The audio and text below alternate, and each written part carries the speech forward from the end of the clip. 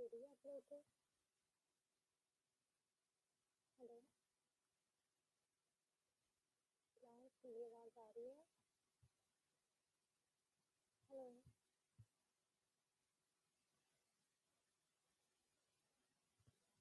Class, और आ रही है आपको मेरी आवाज़ सुनाई दे रही है? भाग्या, मेरी आवाज़ सुनाई दे रही है? Hello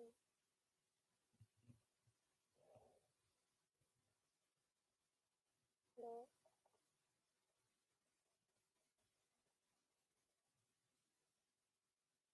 hello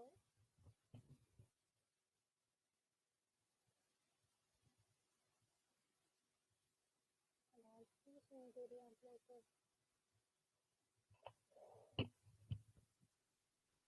hello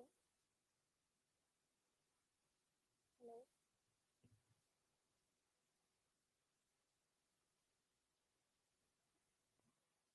hello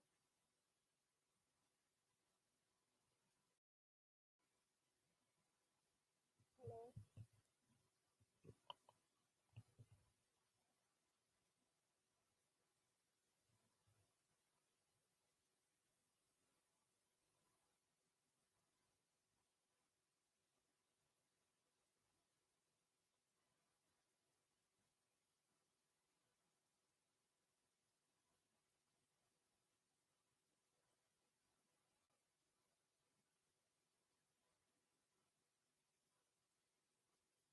hello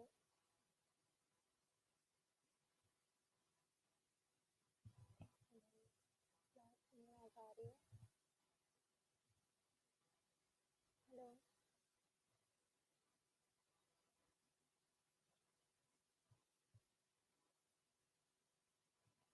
hello hello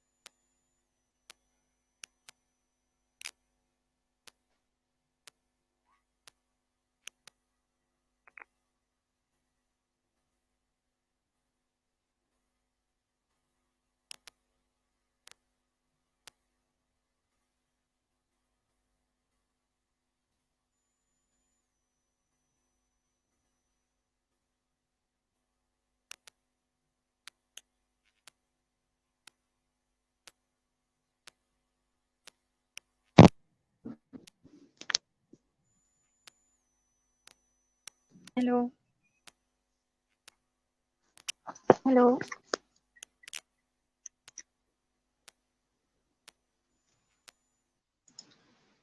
hello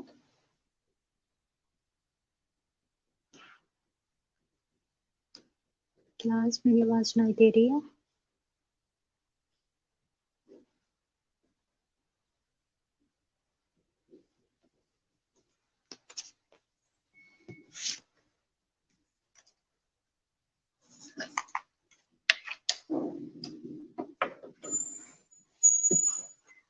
okay class, आवाज क्लियर सुनाई दे रही है सबको मेरी आवाज?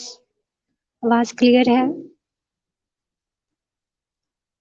ओके क्लास, तो लास्ट लेक्चर जो है हमारा ट्यूबरक्लोसिस पर था, जिसपे मैंने पहले बताया कि इसके जो है माइकोबैक्टीरिया, मतलब माइकोबैक्टीरिया एक टाइप है बैक्टीरिया की, उसके अंदर जो है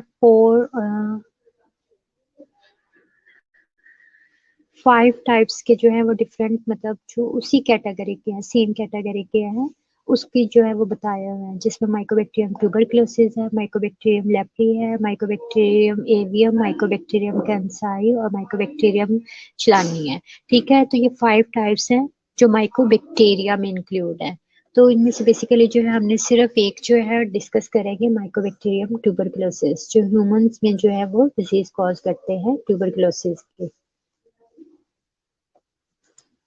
ओके क्लास, तो इसमें जो है सबसे पहले मैंने माइकोबैक्टीरियम ट्यूबरक्लोसिस का इंट्रोडक्शन करवाया था, उसके बारे में बताया था कि ओब्लिगेट एरोब्स हैं और एसिड फास्ट बेसिलाई है, ओब्लिगेट एरोबिक भी है और ओब्लिगेट पैरासाइट भी है, कि मतलब जो ब्लड के अंदर इसकी जो है ग्रोथ नहीं होती, ये कहाँ पर ग्रोथ करते हैं, इनकी ग्रोथ कहाँ पर होती है, सेल्स के इंट्रा सेलुलर होते हैं, कि मतलब ये बैक्टीरियल में से जस्ट ये एक टाइप है बैक्टीरिया की, जो ब्लड में मल्टीप्लिकेशन के बजाय जस्ट क्या है टारगेट करती है, सेल्स को करती है, ये सेल्स के अंदर जाके सरवाइव करते हैं, वहां इनकी मल्टीप्लिकेशन होती है, वहीं इनकी ग्रोथ होती है, वहीं से क्या करते हैं कि डिफरेंट सेल्स, जिस सेल्स के अंदर जाके इनकी ग्रोथ हो रही है, उनको डैमेज करके तो क्या है एक इन्फेक्शन कॉज करते हैं, अदरवाइज ब्लड में इनका रोल नहीं होता।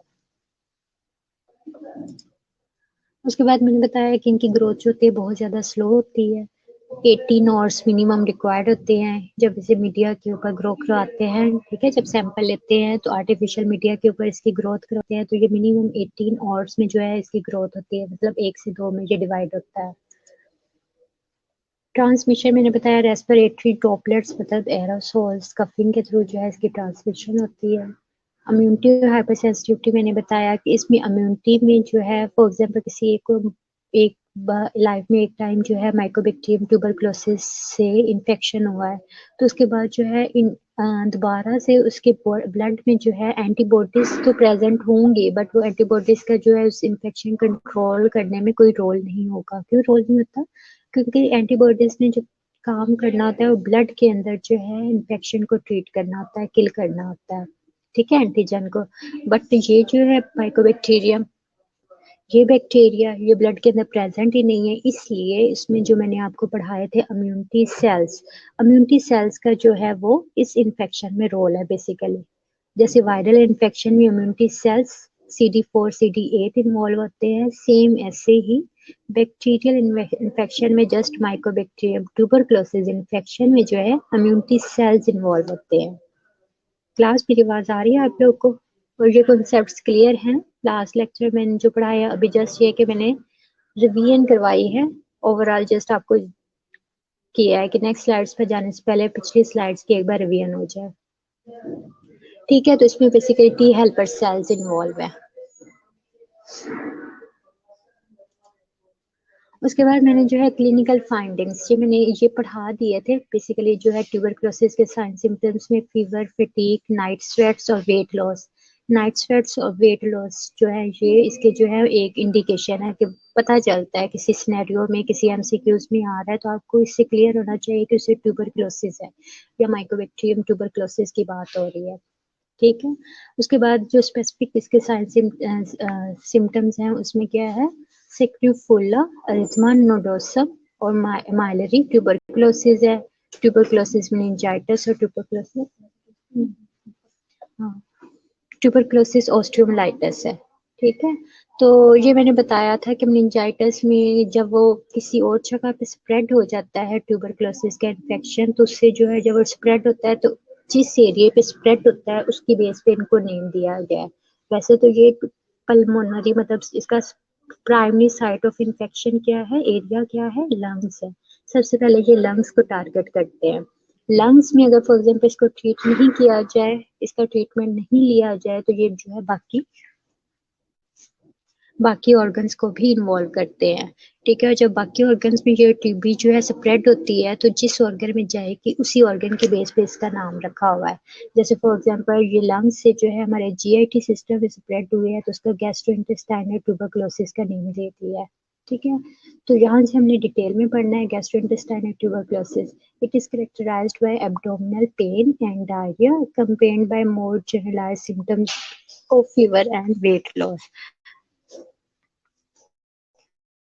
डायरिया इसलिए है कि देखिए हमारा जीआईटी सिस्टम अगर फॉर एग्जाम्पल इन्फेक्टेड है, कोई कुछ भी इशू होता है हमारे सिस्टम में, तो सबसे पहले जो है हमें डायरिया होता है। टी सिस्टम में टारगेट करेगा, हमारे जीआई सिस्टम को टारगेट करेगा, तो ये सिम्टम्स आएंगे। इंटेस्टाइनल ऑब्स्ट्रक्शन और हेमरेज में अक्कर, ठीक है। अब इंटेस्टाइन जो है कि ये भी हमारे जीआई सिस्टम में इन्वॉल्व है, ठीक है। तो इसमें क्या है, इंटेस्टाइनल ऑब्स्ट्रक्शन है, ब्लॉकेज करेगी। उसके अलावा हेमरेज में ये है कि वहां से ब्लीडिंग स्टार्ट हो जाती है। इन्फेक्शन में ये है।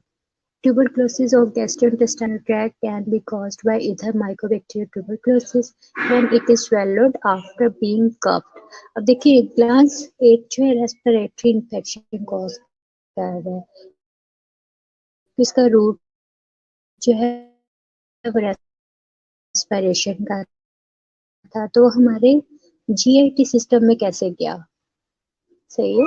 फॉर एग्जाम्पल अगर वो लंग्स का था, वो एल्विलाई यहाँ तक ही रहेगा हमारे, ठीक है। नोज यहाँ पर था, तो वो हमारे स्टमक में कैसे चला गया, हमारे जीआईटी सिस्टम में कैसे गया, वो तब होगी जब हम उस बैक्टीरिया को स्वेलो करेंगे, ठीक है। यहाँ से अनपास्चराइज्ड मिल्क प्रोडक्ट्स, ठीक है, उसमें जो एग्जांपल बताई गई है Mycobacterium bovis when it is ingested in unpasteurised milk products, ठीक है। इसके अलावा फॉर एग्जांपल और किस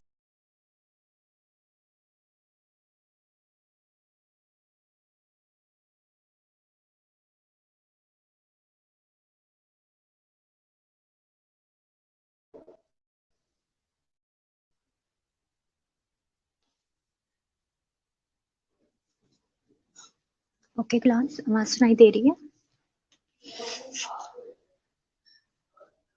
क्लास स्वेलो किस तरह आप कर सकते हैं इस बैक्टीरिया को? एक उसका रूट मैंने बताया, ट्रांसमिशन रूट जो है वो रेस्पिरेटरी ड्रॉपलेट्स है, ठीक है। रेस्पिरेटरी में इससे पता चल रहा है कि उसने हमारे रेस्पिरेशन को इन्फेक्ट करना चाहिए था, पर ये स्वेलो कैसे हो गया? ये बैक्टीरिया हमारे जीआईटी सिस्टम में कैसे जाता है? जीआईटी सिस्टम में जाने के लिए हमारी जो फूड है वो कॉन्टेमिनेटेड होनी चाहिए, ठीक है। कॉन्टेमिनेटेड फूड अगर हमने ली है जो कि इस बैक्टीरिया से कॉन्टेमिनेटेड है, ठीक है, तो जाहिर हमारे स्टमक में जाएगी, तो वहां स्टमक में जाके ये बैक्टीरिया अटैच होकर अपनी जो है वो डिजीज इन्फेक्शन कॉज करता है, ठीक है। तो ये बेसिकली फूड के थ्रू स्प्रेड होगा।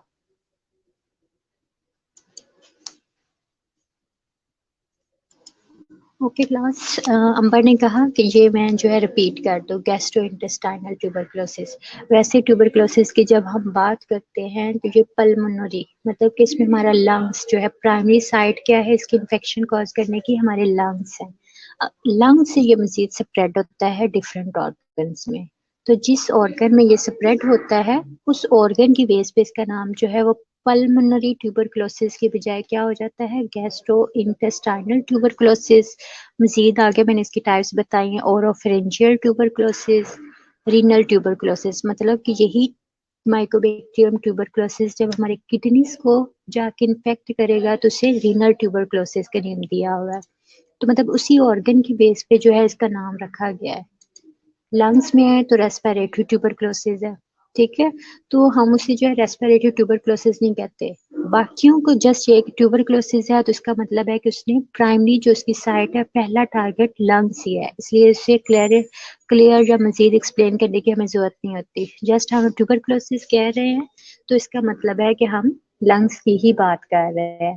लंग्स के अलावा अगर कोई और ऑर्गन है तो तब हमने इसका नेम कंप्लीट लेना है, जैसे गैस्ट्रोइंटेस्टाइनल ट्यूबरक्लोसिस है या रीनल ट्यूबरक्लोसिस है। तो गैस्ट्रोइंटेस्टाइनल सिस्टम में ये कैसे जाता है, हमारे स्टमक में, इंटेस्टाइन में ये बैक्टीरिया कैसे जाता है? तो ये कॉन्टेमिनेटेड फूड जो कि उस बैक्टीरिया से कॉन्टेमिनेटेड हुई है, किसी भी तरह हो सकती है। फॉर एग्जाम्पल हम जहाँ खाना खा रहे हैं वहां उसी उसी खाने को जो है उसी के साथ, ऐसे बंदे के साथ बैठ के खाना खा रहे हैं जिससे ट्यूबरक्लोसिस है, तो आप में चांस है, रिस्क है कि वही बैक्टीरिया आप में ट्रांसफर हो जाए,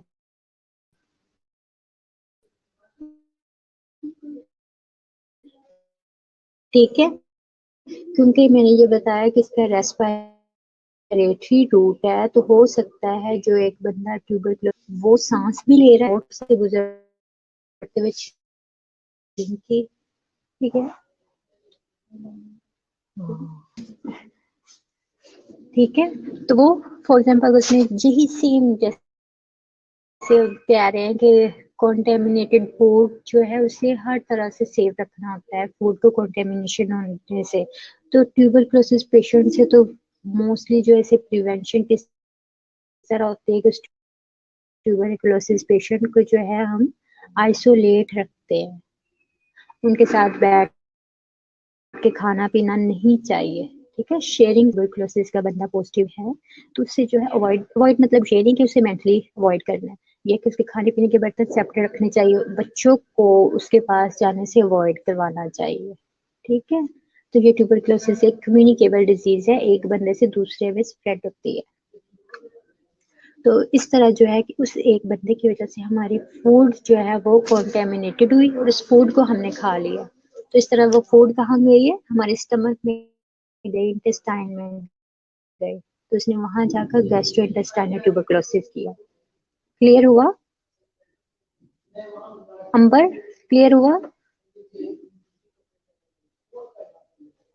क्लास में जो बताएं आप लोगों को इस टाइप का क्लियर हुआ? अंबर मुझे इसका आंसर चाहिए, आपको क्लियर हो गया है? उसके बाद है ओरोफ्रिंजियल tuberculosis, typically presents as a painless ulcer accompanied by local adenopathy, ठीक है। तो जब इसने ओरोफ्रिंजियल सिस्टम को इन्वॉल्व किया, एडिनोपैथी किया, लोकल एडिनोपैथी है, तो वहां पर उसी के नेम पर इसका ओरोफ्रिंजियल ट्यूबरक्लोसिस का है। तो वहां पर ये जाकर क्या करता है, अल्सर करता है। अल्सर आप लोग अल्सर जानते हैं क्या है?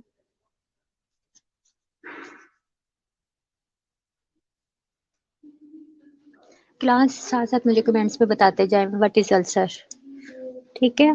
उसके बाद रीनल ट्यूबरक्लोसिस जब वो हमारे किडनीज में जा रहा है तो किस टाइप के इन्फेक्शन कॉज करेगा, क्या क्या साइन सिम्टम्स आएंगे?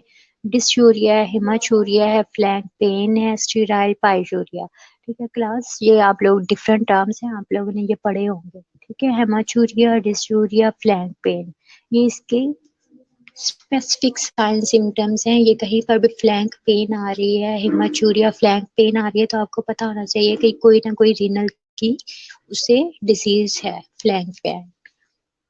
फ्लैंक पेन जो है स्पेसिफिक रीनल से रिलेटेड होता है कि उसे किडनी की पेन हो रही है या कुछ हो रहा है, ठीक है। तो ये आप लोगों ने साइन सिम्टम्स जो है ये याद रखने हैं, रीनल ट्यूबरक्लोसिस के स्पेसिफिक है। नहीं कुछ हो रहा तो यूरिन से रिलेटेड लिख देना है आपने, ठीक है, क्योंकि हमारे यूरिन का लिंक जो है हमारे किडनीज के साथ होता है। तो किडनीज के जो तीन चार मतलब यूरिन के टर्म्स हैं वो आप लोग को पता होना चाहिए जो इन्फेक्शन की इन्फेक्टेड कंडीशंस में है।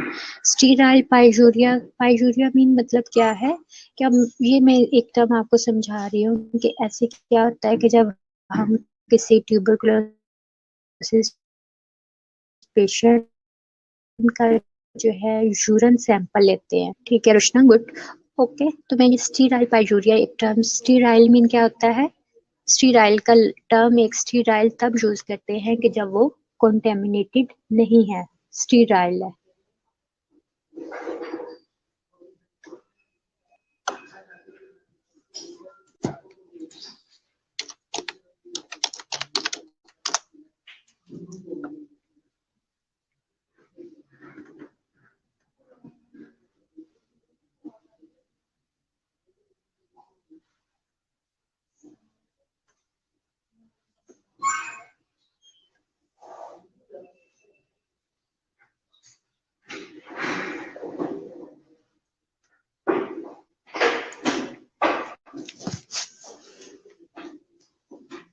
क्लास स्टीराइल मीन कि वो कॉन्टेमिनेटेड नहीं है, बट वो सैंपल हमने यूरिन किसका सैंपल लिया है, सैंपल हमने ट्यूबरकुलोसिस पॉजिटिव पेशेंट का यूरिन सैंपल लिया है। उस यूरिन सैंपल के अंदर जो है हमें ग्रोथ जो है वो नहीं दिखाई देगी बैक्टीरिया की। Sterile pyuria is characterized by urine contains white blood cells, but cultures for the common urinary tract bacterial pathogens show no growth. Class इसके लिए जो है हमने ग्रोथ देखनी है। ग्रोथ जो है हमने किस तरह इसकी चेक ग्रोथ कर सकते हैं कि फॉर एग्जांपल हमारे पास यूरिन का सैंपल है, लैब में गया है, ठीक है। अगर उसने लैब में उसके सीबीसी या यूरिन यूरिन कंप्लीट जो है यूरिन कंप्लीट जो है उसका टेस्ट करवाया तो उसके अंदर उसे क्या दिखाई देंगे, white blood cells. White blood cells अगर यूरिन के अंदर आ रहे हैं तो इसका मतलब जो है कि उसे इन्फेक्शन हुआ है। और किस चीज़ के साथ इन्फेक्शन हुआ है? अगर फॉर एग्जाम्पल उसके जो है उसकी हम कल्चरिंग करेंगे, कल्चर में कि बैक्टीरिया की ग्रोथ करवाएंगे तो उसके अंदर कोई और बैक्टीरिया नहीं दिखाई देगा सिवाय माइकोबैक्टीरियम ट्यूबरक्लोसिस के। ठीक है, तो ये कह रहे हैं स्टीराइल पाइजूरिया मीन्स ये कि उसमें माइकोबैक्टीरियम के अलावा कोई और बैक्टीरिया नहीं उसकी ग्रोथ दिखाई देगी, जस्ट वाइट ब्लड सेल्स होंगे। फिर हम उसके बाद जो है कल्चरिंग करेंगे, कल्चरिंग से हमें पता चलेगा कि उसके अंदर माइकोबैक्टीरियम ट्यूबरक्लोसिस है। क्लास इसका ये कुछ क्लियर हुआ आपको? सिंपल कभी आप लोगों ने यूरिन टेस्ट करवाया हो, ठीक है, urine complete examination. Urine complete examination में जस्ट ये है कि उन्होंने बता दिया कि इसके अंदर वाइट ब्लड सेल्स है। वाइट ब्लड सेल्स इंडिकेट कर रहे हैं कि किसी बंदे को इन्फेक्शन हुआ है, पर किस चीज के साथ इन्फेक्शन है इसके लिए जो है मजीद आइडेंटिफिकेशन के लिए उसकी कल्चरिंग करवाते हैं, यूरिन कल्चर टेस्ट करवाते हैं। तो इसकी रिपोर्ट जो है मिनिमम जो है, फॉर एग्जाम्पल अगर उन्होंने दूसरे बैक्टीरिया को चेक किया है, मैंने बताया कि इनकी ग्रोथ जो है डिफरेंट मीडिया पर करवाते हैं, डिफरेंट बैक्टीरिया डिफरेंट मीडिया पर ग्रो करते हैं। जैसे ये माइकोबैक्टीरियम ट्यूबरक्लोसिस एक स्पेसिफिक मीडिया है, लोवेंसन जेंसन मीडिया है, ठीक है, उसके अंदर जो ग्रेडियंट्स हैं वो डिफरेंट होते हैं, जैसे उसके अंदर जो न्यूट्रिएंट्स हैं वो डिफरेंट होते हैं। ये सिर्फ उसी मीडिया के ऊपर ग्रो करेगा। फॉर एग्जाम्पल हम कोई और मीडिया कर रहे हैं यूज, तो उसके अंदर तो इसकी ग्रोथ ही नहीं आएगी और हम कहेंगे कि उसके अंदर तो और कोई बैक्टीरिया है ही नहीं। ठीक है, अगर कोई और बैक्टीरिया नहीं आ रहा तो इसका मतलब है हमने उसका माइकोबैक्टीरियम बैक्टीरिया चेक करना है। तो इसके लिए हम लोवेंसन जेंसन मीडिया वो ये मसलन स्टेप है। जस्ट आपके पास स्टीराइल पाइजूरिया का मतलब ये है कि उसके अंदर व्हाइट ब्लड सेल्स प्रेजेंट होंगे बट कोई बैक्टीरिया प्रेजेंट नहीं होगा सिवाय माइकोबैक्टीरियम ट्यूबरक्लोसिस के।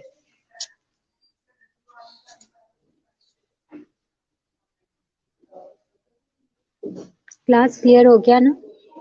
पैथोजेनेसिस जो है मैं इसकी आपको डिटेल में बताऊंगी क्योंकि इम्पोर्टेंट है, उसके दो लियंस हैं, ये मैं आपको एंड पे बताती हूँ। तो जैसे मैंने अभी आपको बताया कि उसके साइन सिम्टम्स किस तरह आए हैं, तो लेबोरेटरी डायग्नोसिस इसको मजीद क्लियर करेगी। ठीक है,